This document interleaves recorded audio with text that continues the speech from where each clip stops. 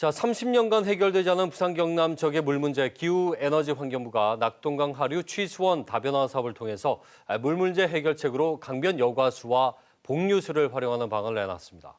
부산 경남 물 문제 해법이 될 수 있을까요? 국가물정책의 컨트롤 타워죠. 국가물관리위원회를 이끌 김좌관 신임 민간위원장 저희 스튜디오에 모셨습니다. 예, 위원장 어서 오십시오. 반갑습니다. 예, 안녕하세요. 어깨가 무거우시겠습니다. 예. 예, 사실은 뭐 수자원과 환경 분야에서 오랫동안 30년 넘게 아마 필드에서 일을 하신 전문가신데 그래도 여러 가지 이제 현안이 많다 보니까 여러 가지 이제 책임지실 일도 많아지신 것 같습니다. 자, 일단은 국가물관리위원회가 어떤 역할을 하는 곳인지와 함께 또 위원장으로서의 소회를 함께 좀 듣고 싶은데요. 예, 국가물관리위원회는 물관리기본법에 의해서 만들어진 국가물관리심의의결기구로서 최상위 이 기구에 해당됩니다. 그래서 다양한 그 물 주체들에 대한 그 관리, 통합적 관리 이것을 국가물관리위원회가 최종적으로 만들어내는 그런 기구가 되겠습니다. 예, 일단은 저 임기가 2029년. 예, 3년입니다. 예, 3년이고 그때까지 이제 물 관련된 부분들은 또 이제 포괄해서 다 통솔하게 되시는 거죠. 예, 그렇습니다. 예. 일단은 하나씩 현안으로 좀 얘기를 해보죠. 부산 시민들 식수원인 낙동강은 뭐 아시는 대로 녹조와 오염 논란이 있었습니다. 예. 그래서 해결책으로 나온 것들이 강변 여과수와 이제 복류수 이 부분인데, 자, 이 부분을 일단 좀 설명이 필요할 것 같아요. 강변 여과수와 복류수는 조금 다른 이제 개념에 속하는데 강에서 어디에서 물을 취수하느냐에 따라 그 위치에 따라 다릅니다. 그래서 강변 여과수는 그림에 보다시피 강 옆에 모래밭의 깊이에 있는 지하수를 뽑아서 먹는 게 소위 말하면 강변 모래 여과수입니다. 그 모래가 빠진 건데 이게 주로 이제 그 유럽의 라인강 주변에 물을 취수할 때 라인강 물을 직접 취수하지 않고 이런 모래밭에 강물을 숨어 있는 강물을 이렇게 취수함으로써 원래의 이제 강물보다 수질이 훨씬 좋은 그런 물을 취수할 수가 있는 것입니다.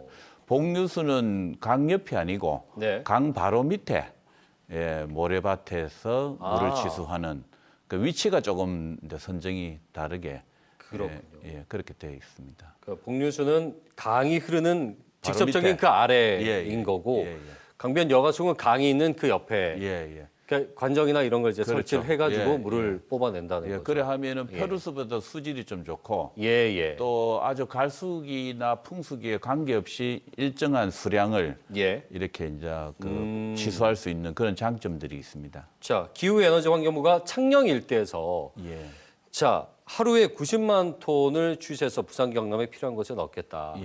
근데 지금 조금 전에 이제 저희가 CG 화면으로 봤을 때 이렇게 관정을 설치해서 물을 뽑아낸다면 그 양이 충분할까라는 의문이 들거든요. 한 곳에서 저래 하면은 뭐 양이 그래 많이 나올 수는 없는데 제가 보기에 한 5군데 창녕이 한 5군데 이곳저곳 강변 여가의 개념을 적용할 수 있는 구간을 확인을 해서 이렇게 하기 때문에 상시 가능하지 않겠나 싶습니다. 그러면은 저 강변 여가수와 복류수 중에 취수량을 더 많이 확보할 수 있는 거는 어떤 방식입니까?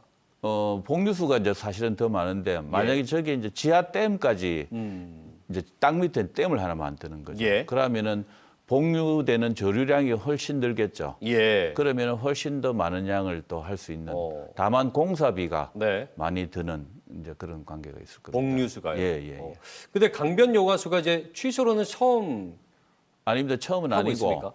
창원이나 김해에서 그 전량은 아니지만은 강변 여과수를 취수해서 현재 공급을 하고 있습니다. 그렇군요. 그러면 이제 이미 선례가 있기 때문에 큰 문제는 취수하는 데는 큰 문제는 있지 않다고 봅니다. 다만 이제 지역 주민들 이제 반발 그게 문제죠. 그러니까 주류 방식은 아니었잖아요, 여태까지. 주류 방식은 아니죠. 그러다 보니까 전문가들 사이에서도 의견이 분분하다가 사실 이제 큰 문제 없다라고 검증은 됐지만 말씀하신 대로 주민들 입장에서는 이 문제에 대해서 여러 가지 문제가 될 법한 것들을 그렇죠. 얘기를 하고 있거든요. 예. 요거는 어떻게 봐야 되겠습니까? 그래서 첫째 지역 주민들이 그러면은 우리를 물을 뽑아가면은 여기에 상수원 보호구역으로 묶여서 우리 개발을 못할 수 있는 거 아니냐 이런 우려. 네. 그다음에 두 번째 물을 여기서 많이 뽑아가면은 우리 농업용수 지하수가 부족해져서 안 된다. 이런 이제 두 가지 이유에서 반발이 있는 것으로 알고 있습니다. 그러면은 저 수질의 안정성 부분은 검증은 됐죠. 된 것이고 이미 바이오 테스트를 해서 네네네. 분석해 본 결과 표류수보다는 아주 양호한 그런 수질이 되는 것으로 확인됐습니다. 그러면은 그 취수를 받는 사람들이 이제 문제는 안 되는 것이고 다만 그 지역에 살고 계신 부분들은 이제 농업 용수도 많이 쓰신 분들 입장에서는 이것이 이제 물 부족을 초래할 수 있다라는 부분에서 그렇죠. 그래서 기후부가 이제 거기에 관련해서 농민들이 우려하는 지하수 저하 부분을 충분히 보완해서 그래 공법을 선정하고 있는 것으로 알고 있습니다. 그러면 그 핵심 쟁점이 지금 말씀하신 부분인데 주민들이 반대하는 이유 중에 이거는 이제 풀어나간 방식을 어떻게 하는 게 맞습니까? 설명회를 연다든지 아니면 이제 기술적으로 명확한 보완책을 우리 주민들한테 제시한다든지 명확한 뭔가 있어야 될 것 같은데요. 그런 게 뭐 부산 지방자치단체가 좀 역할을 좀 맡아서 그쪽 지역 주민들과 소통 또 농수산물을 적극적으로 우리가 구입을 해준다든가 이제 이런 방식으로 소통을 통해서 신뢰를 쌓아가는 그런 일이 필요하지 않겠나 싶습니다. 그러니까 제가 좀 여쭤보고 싶은 거는 그러면 이제 지자체와 상관없이 국가물관리위원회 자체가 어떤 조정안이라든지 아니면 이제 기술적으로 보완이 필요한 부분들을 증명해낼 수가 있는 겁니까? 국가물관리위원회의 하나의 역할 중에 하나가 지역 간의 갈등이 있는 물 분쟁 이런 거는 국가물관리위원회가 다룰 수 있는 사안입니다.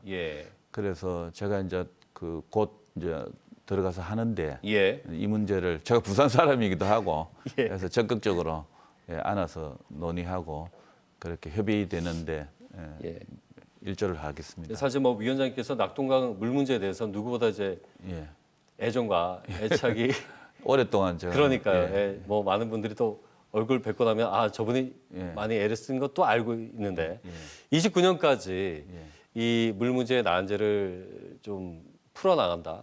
뭐 완벽할 수는 없을 수도 있지만 물 고르트는 데는 큰 문제는 없겠습니까? 제 임기 3년 안에 하여튼 뭐 기후부가 주 역할을 하지만은 또 부산시도 큰 역할을 하지만은 제가 조력을 통해서 반드시 이 문제가 해결되도록 노력하겠습니다. 사실 주민들의 워낙 이제 경남과 부산 물 문제가 부딪히면 주민들 간의 마찰 아닌 마찰도 있었고 지자체 간에도 묘한 기류가 늘 있어 왔거든요. 이 부분에 그 조율은 어떤 방식으로 좀 하실 생각이세요? 글쎄 이게 이제 오랫동안 이 경남 서부 경남 특히 사람들의 부산에 대한 피해 의식도 있고, 그래서 뭐 지속적인 소통, 거버넌스 이런 것을 통해서 이렇게 차근차근 문제를 해결하면은 가능하리라고 봅니다. 알겠습니다. 지금 이상 기후 때문에 기후 변화 시대에 맞다 보니까 우리나라 이제 물 관리 정책도 보다 중장기적인 관점이 필요하다는 얘기들이 많습니다. 끝으로 한 말씀 좀 정리해 주신다면요. 국가물관리위원회는 통합적인 관점에서 물을 관리합니다. 그래서 농업용수와 공업용수, 생활용수, 댐 발전용수 이게 지금 따로 각 부처에서 따로 지금 하고 있습니다. 그래서 국가물관리위에서는 이걸 통합적으로 다루는 그리고 기후위기 시기에 그렇게 해야만 물을 이렇게 효율적으로 배분하고 관리할 수 있을 것으로 보입니다. 그런 역할을 국가물관리위원회가 하도록 하겠습니다. 알겠습니다. 어깨가 많이 무거우시겠지만 앞으로 3년 동안 또 계획하셨던 바들 하나하나 차곡차곡 잘 해결되길 저희도 응원하겠습니다. 오늘 말씀 잘 들었습니다. 고맙습니다. 감사합니다. 국가물관리위원회 김좌관 신임민관위원장과 함께 얘기 나눠봤습니다.